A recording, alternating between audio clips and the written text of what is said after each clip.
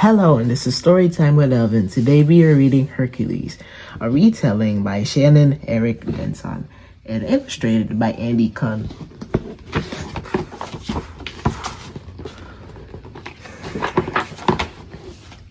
Hercules was the son of Zeus and an earth woman.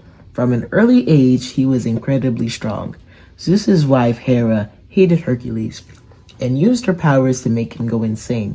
While under her spell, Hercules did some terrible things, but he eventually regained his senses. When he realized what he had done, he asked for forgiveness. He was told there was a way to make this happen.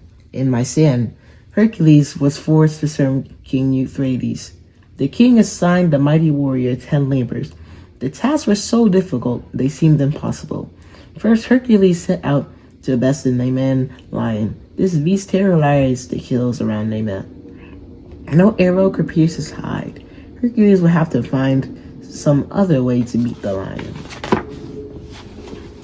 Hercules tracked the lion to a cave that had 2 entrances. He blocked one entrance. He then charged into the other. Hercules caught the great beast off guard, but dropped his club. All Hercules had left was his mighty strength, so he wrestled the beast to the ground and defeated it. His first labor was complete. His second labor was to defeat the 9-headed Lernan Hydra. The Hydra was a monstrous serpent. Its 9 heads attacked with venom, and one of the heads could not be killed. Hercules took his nephew Iolaus to find this great beast. They discovered the Hydra's lair. They wanted to lure the massive beast from the safety of its den, so they shot flaming arrows at it. Once the Hydra appeared, Hercules attacked with his club. The Hydra wound one of its coils around Hercules' foot. It's impossible for the hero to escape. Hercules continued to swing his club, but as soon as he smashed one head, 2 more would burst forth from its place. Luckily, Iolaus was there to help Hercules. They fought together to defeat the Hydra. As Hercules severed the head, Iolaus torched his neck. The flames prevented the growth of more heads. Finally, Hercules had the better of the beast. Once they had removed the mortal heads, Hercules chopped off the immortal head. Hercules buried this head at the side of the road. Then he covered it with a gigantic rock. Hercules returned to Mycenae. Euphrates ordered Hercules to get the hind of Sion as the 3rd labor. This hind was a special red deer. It had golden horns and hooves of bronze. It was a special pet of the goddess of hunting, Diane. Hercules knew he had to be careful in capturing the hind. For an entire year, Hercules tried to catch the hind. One day, he saw it near a stream. Hercules shot one of its legs so he can catch it. Diane suddenly appeared and was very angry with Hercules. Hercules explained he had to capture the deer to complete his 3rd labor. Thankful for his apology, Diane healed the hind. She allowed Hercules to take it to Mycenae to complete his 3rd labor. For the 4th labor, Euphrates ordered Hercules to bring him the monstrous Ursimaean boar alive. Hercules waited until the boar came down the mountain. Then he chased it round and round, shouting as loud as he can.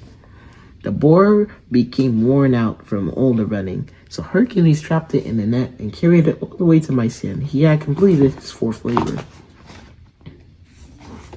For his 5th labor, Hercules was ordered to clean King Augustus' stable in one day. Thousands of animals were brought to the stable every day.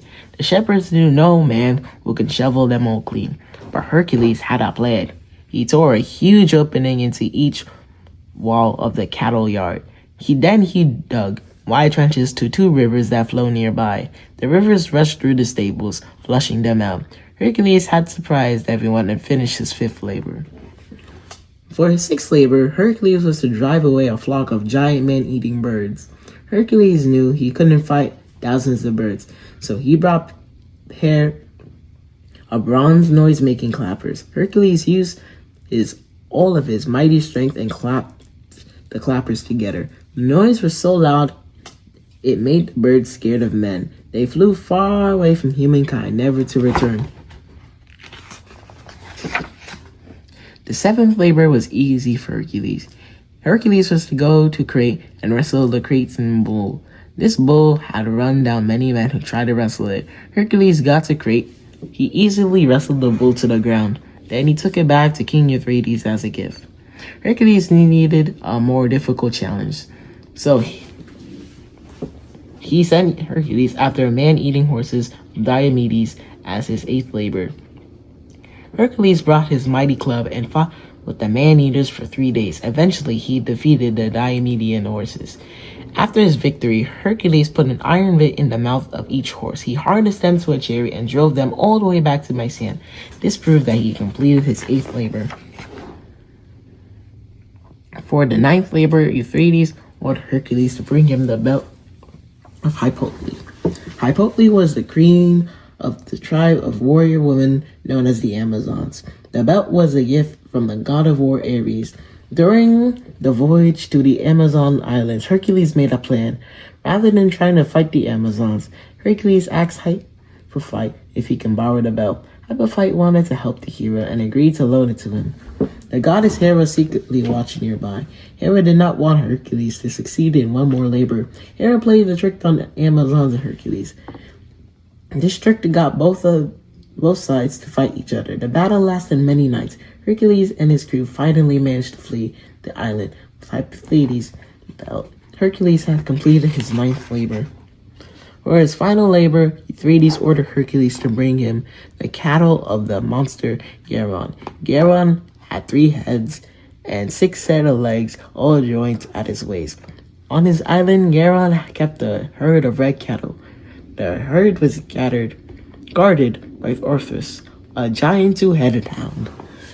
Hercules found the herd on the far side of the island. He hid, but Orpheus could smell Hercules and attacked. Hercules bashed at Orpheus with his club, but Orpheus bit it in two.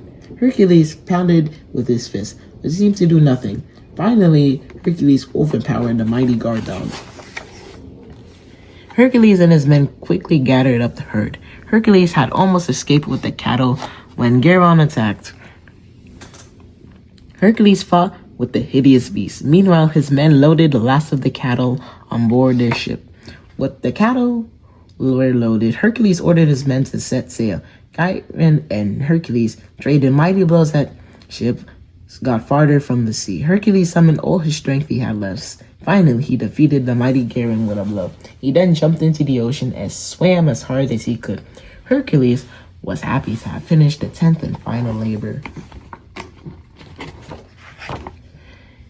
It had been 8 years since Hercules set out on his 10 labors. He thought he had completed his punishment. However, Euphrates did not feel 2 of the labors were completed properly. He demanded 2 more labors from Hercules.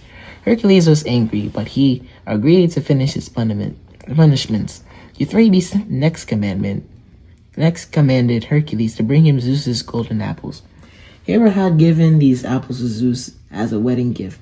They are protected and their location was secret. Euphrates was certain Hercules could not finish this task. The golden apples were kept in a garden at the northern edge of the world. They were guarded by Hesperides and a 100-headed dragon named Landon. The Hesperides were nymphs and daughters of Atlas. Hercules did not know where the garden was, but he knew how to find it. The sea god Nereus knew the garden's secret location. Hercules fought Nereus and did not release him until he got the information he needed. Hercules continued on his quest. He was stopped by Atlas, the son of the sea god Poseidon, and was forced to fight him. Hercules won and continued on his journey. He met and saved Prometheus from a terrible eagle. In his gratitude, Prometheus told Hercules how to steal the golden apples. Using Prometheus' advice, Hercules set out to find Atlas. Atlas was a titan forced to hold up the sky and the earth. He hated this and agreed to go fetch the apples while Hercules took Atlas's place. Hercules now stood with the weight of the world on his shoulders. Atlas retrieved the apples and returned in no time, but now Atlas did not want to take back the sky and the earth. Hercules knew he had to trick Atlas. He told Atlas he wanted to put soft padding on his back before Atlas left. Atlas agreed, and Hercules took advantage of this. He snatched up the apples and fled back to Mycenae. There, he gave the apples to the deities and fulfilled his 11th labor. Of all labors, the 12th and final one was the most dangerous. Euphrates commanded Hercules to go to the underworld. There, he was to kidnap the three-headed beast Cerberus. Hercules proceeded cautiously. No mortal had ever returned from the underworld. Hercules attacked and threw his strong arm around the hound. He struggled and grasped all three heads at once. There's a dragon in the tail of the fierce guard dog. The dragon bit Hercules, but that did not stop him. Hercules was determined to end his punishment. Hercules and Cerberus wrestled for days. Eventually, Hercules defeated the hound. Hercules brought Cerberus to Euphrates. Then he announced that he would never again be anyone's servant. Hercules left Mycenae and returned Cerberus safely to Hades. Hercules then set out to create his own adventures. They would make Hercules a legend on Earth and on Mount Olympus. The end. Story time with Elvin, and this is Hercules. Please like, subscribe, share, and comment for more. Come back next time. Goodbye.